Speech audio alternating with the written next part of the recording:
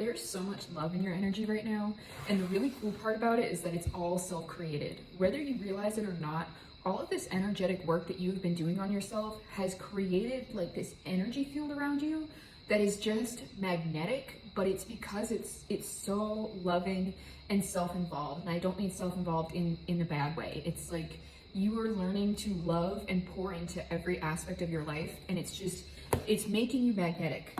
So beautiful. I have the 10 of trees at the back of my deck. This is the marrying of like the physical and the spiritual, but it also speaks to a lot of abundance. And this is your energy. It's abundant in love. It's abundant in all kinds of ways.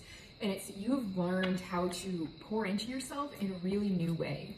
I'm seeing you guys are going through some kind of transformation, and I'm getting that you're on the tail end of this transformation.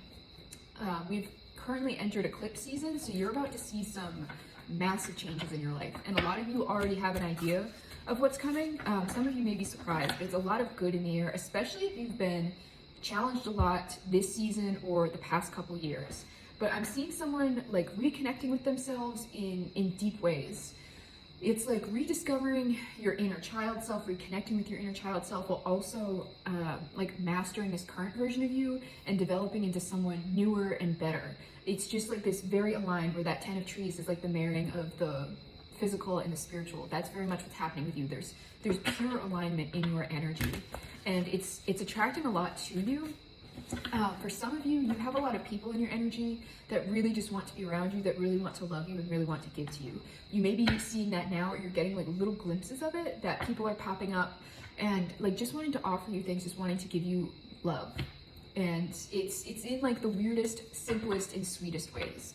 That it doesn't have to be like this grand, showy, overt thing. It's just like these little things, how these people connect with you, how people speak to you. I'm also seeing like something about eye contact, like the way people look at you. It's just when you notice those little things, or like the tone of someone's voice is coming through, like they speak so sweetly to you.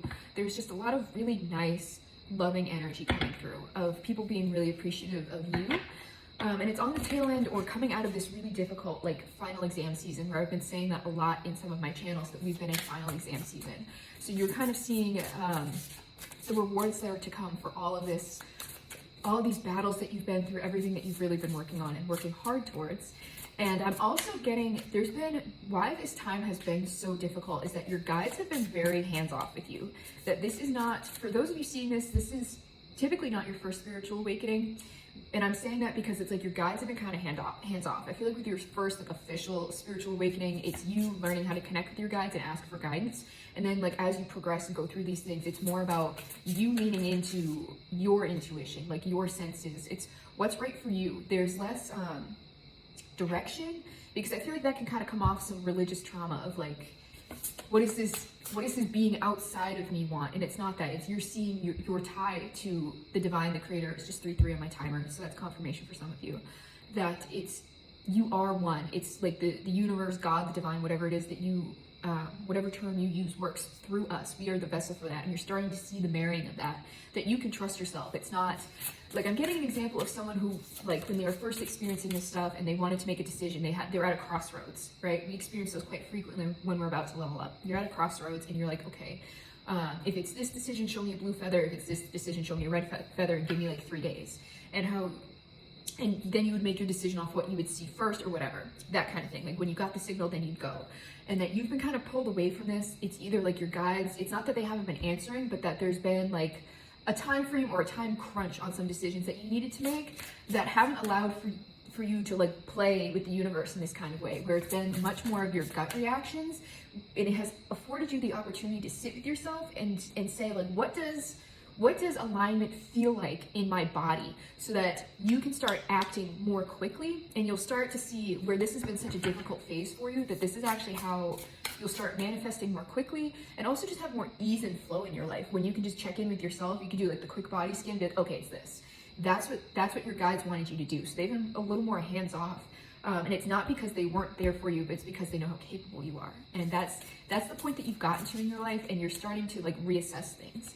Where I'm seeing some people having specific goals, and you just knew like what you wanted to attain in your life, but it was kind of like amorphous. You didn't have like a very specific vision. Like if you're like, oh, I want to be successful, and then people are like, go make a Pinterest board about it, and you're like, I don't really know what success is, and you're like, maybe I'll just like pay in a Porsche and a mansion and this vacation and like a bunch of stuff, and you've gone through this process of coming home to yourself, and you're realizing like that's not what success to me is at all. That you've been like aligning with things that have been like man-made or forced or like projected onto you as to like what success means, what love means, what all these like ideals mean, and it's brought you back to yourself, and you're like, actually, success means like having enough to take care of me and my dog, and I can work from anywhere, and like I go camping a lot. Like it's very much like it's out of alignment with whatever like the big flashy things are there. You're like, oh, I don't really want the flashy things anymore. Like I want what makes me happy. Like I actually just really want to spend a lot of time in nature and like, sit with the flowers and listen to the bees and that kind of thing. Or who knows, it's whatever works for you. It's just that you've had to be put into this time of isolation and reflection as you're going through this rebirth.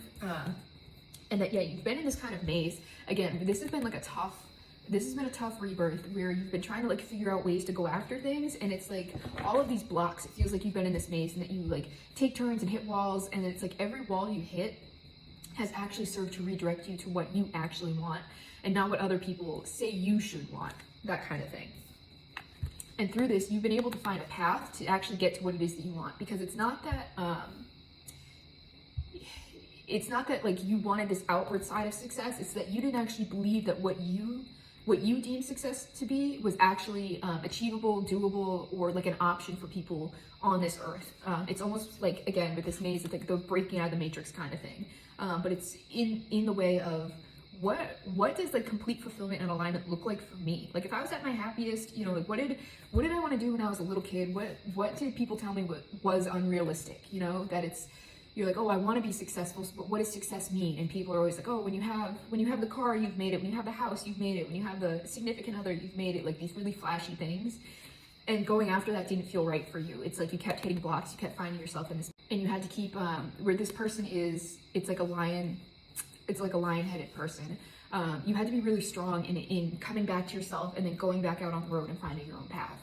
And that you were experiencing this rebirth from this. Funny that I have my peacock, the Empress card, peeking out the back of my deck, that you are very much in this energy now, this like abundant, fertile, like mothering, beautiful energy. This is a really beautiful card.